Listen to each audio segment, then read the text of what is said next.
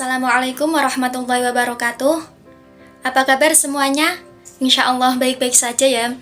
Dalam kondisi COVID saat ini, semoga kita dihindarkan dari segala bentuk penyakit, khususnya COVID-19 saat ini.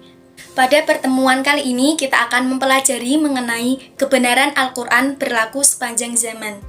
Namun sebelum memulai pelajaran, alangkah baiknya kita berdoa terlebih dahulu agar apa yang kita pelajari bisa mendapat manfaat dan barokah dari Allah Subhanahu wa Ta'ala.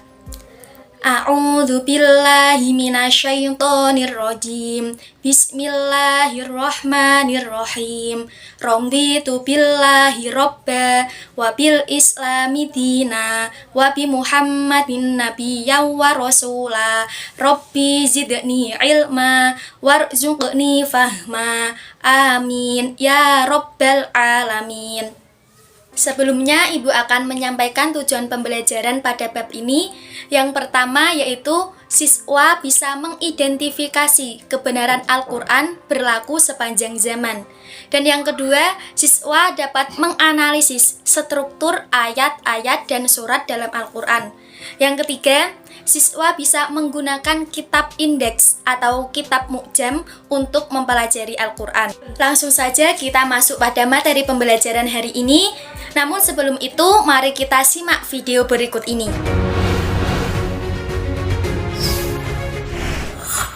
Ketiadaan cahaya. Di kedalaman 1000 meter, cahaya sudah tidak ada lagi. Selain kegelapan, juga terdapat gelombang. Selama ini kita hanya melihat gelombang di permukaan. Fakta adanya kegelapan dan gelombang disampaikan para peneliti pada 1900 Masehi. Ternyata keadaan gelap dalam lautan sudah dijelaskan Allah Subhanahu wa Ta'ala dalam Al-Quran. Atau seperti gelap gulita di lautan yang dalam, yang diliputi oleh ombak, yang di atasnya ombak pula. Di atasnya lagi awan, gelap gulita yang bertindih-tindih. Apabila dia mengeluarkan tangannya, tiadalah dia tanpa melihatnya. Dan barang siapa yang tiada diberi cahaya oleh Allah, tiadalah dia memiliki cahaya sedikit pun. Quran Surah An-Nur ayat 40.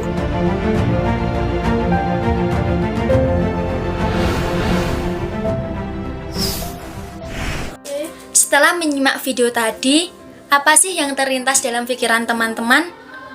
Jadi dalam video tersebut telah menampilkan suatu fenomena kegelapan di dasar laut, di mana hal tersebut sudah dijelaskan dalam Quran Surat An-Nur ayat 40. Mari kita baca bersama-sama. A'udzu billahi minasyaitonir rajim. Bismillahirrahmanirrahim. Au kadulumatin fi bahril lujjin yaghshahu mawjum min fawqihi mawjum min fawqihi sahab zulumatum ba'duha fawqa ba'd idza akhraja yadahu lam yakad yaraha wa man lam yaj'alillahu lahu nuran fama lahu min nur. Shadaqallahul azim. Jadi sudah jelas ya teman-teman bahwa kebenaran Al-Quran itu berlaku sepanjang zaman.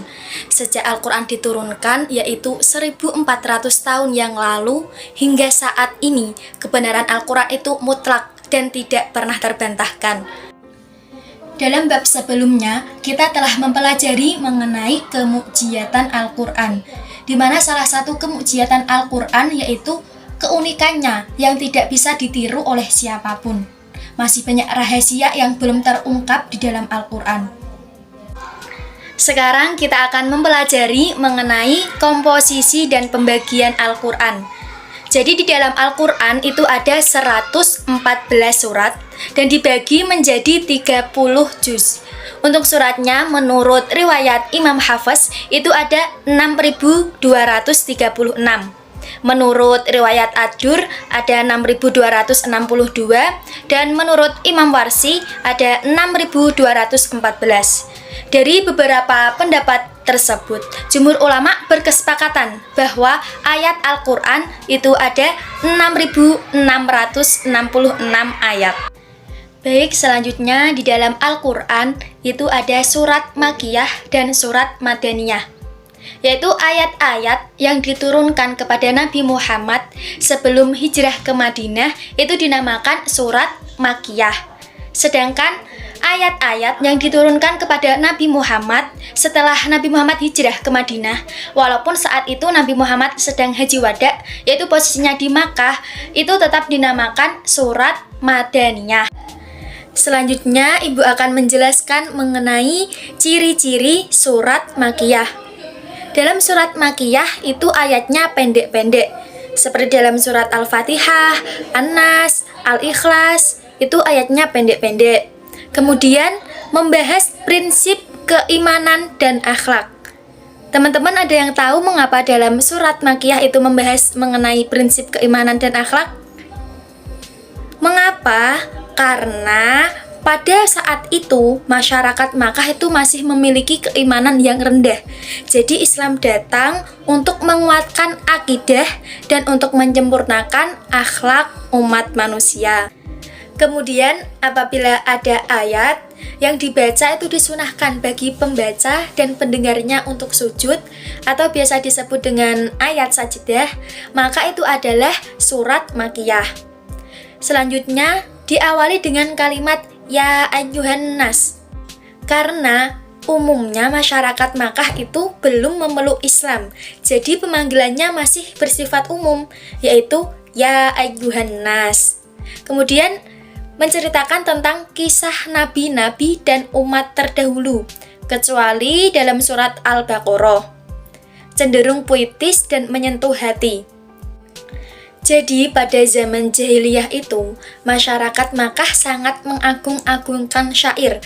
Kemudian Al-Quran turun dengan bahasanya yang indah dan tidak ada satupun yang bisa menandingi keindahan Al-Quran. Itu adalah salah satu kemujiatan dari Al-Quran. Selanjutnya teman-teman ada ciri-ciri dari surat Madaniyah. Di antaranya yaitu surat dan ayatnya panjang-panjang. Kemudian menjelaskan mengenai izin untuk perang dan hukum-hukumnya. Ada rincian hukum tentang hudud, ibadah, undang-undang sipil, sosial, dan hubungan antar negara. Karena masyarakat Madinah itu sudah menerima Islam dengan lebih baik. Jadi untuk menjelaskan hukum-hukum Islam itu lebih mudah dan lebih bisa diterima bagi masyarakat Madinah.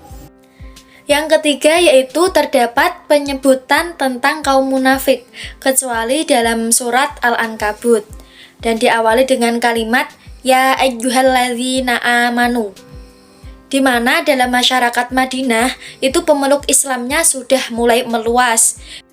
Jadi diawali dengan kalimat ya ayyuhalladzina amanu, yang dimana ayat tersebut ditujukan kepada kaum yang beriman. Kemudian banyak mengemukakan bukti dan argumentasi mengenai kebenaran-kebenaran agama. Setelah Ibu menjelaskan mengenai ciri-ciri dari surat Makkiyah dan surat Madaniyah, mari kita baca contoh dari surat Makkiyah dan Madaniyah yang diawali dengan kalimat ya ayyuhalladzina amanu dan ya ayyuhan nas. Bismillahirrahmanirrahim. Ya ayyuhan nasu antumul fuqara'u ilallah wallahu huwal ghaniyyul hamid. Wahai manusia, kamulah yang memerlukan Allah, dan Allah dialah yang maha kaya, tidak memerlukan sesuatu, maha terpuji. Quran Surat Fatir ayat 15. Bismillahirrahmanirrahim. Ya ayyuhalladzina amanu kulu min thayyibati ma razaqnakum washkuru lillahi in kuntum iyyahu ta'budun. Wahai orang-orang yang beriman, makanlah dari rezeki yang baik yang kami berikan kepada kamu, dan bersyukurlah kepada Allah jika kamu hanya menyembah kepadanya. Dalam surat Al-Baqarah ayat 172, yaitu contoh dari surat Madaniyah. Dari materi yang telah Ibu sampaikan, terdapat beberapa kesimpulan pada pertemuan kali ini. Yang pertama yaitu bahwa pembagian Al-Quran dimaksudkan untuk mempermudah umat Islam dalam membaca dan mempelajari kandungan isi Al-Quran. Yang kedua, ayat-ayat Makkiyah dan Madaniyah itu menunjukkan fase-fase turunnya Al-Quran. Dan kesimpulan yang ketiga yaitu kebenaran Al-Quran berlaku sepanjang zaman. Hingga saat ini kebenarannya mutlak dan tidak pernah terbantahkan. Sebelum kita akhiri pertemuan pada hari ini, Ibu akan memberikan tugas pada teman-teman, yaitu amatilah prosesi pembacaan Al-Quran pada acara-acara di sekelilingmu. Kemudian berikan tanggapanmu. Berikan tanggapan sebanyak-banyaknya mengapa ayat atau surat tersebut yang dibaca. Kemudian pada pertemuan minggu depan kita diskusikan bersama. Baiklah, untuk pembahasan kitab Mu'jam, lafaz basmalah dan makro, kita lanjutkan pertemuan yang akan datang. Setelah itu, kita bisa mendiskusikan tugas yang Ibu berikan tadi. Teman-teman bisa membacanya terlebih dahulu mengenai lafaz basmalah, makro, dan kitab Mu'jam. Semoga apa yang sudah kita pelajari mendapatkan barokah ilmu yang bermanfaat dari Allah Subhanahu wa Ta'ala. Baik, kita akhiri pertemuan pada kali ini dengan membaca hamdalah bersama-sama dan doa kafaratul majelis. Alhamdulillahirabbil alamin, subhanakallahumma wa bihamdika asyhadu alla ilaha illa anta astaghfiruka wa atubu ilaik. Amin ya rabbal alamin. Wassalamualaikum warahmatullahi wabarakatuh.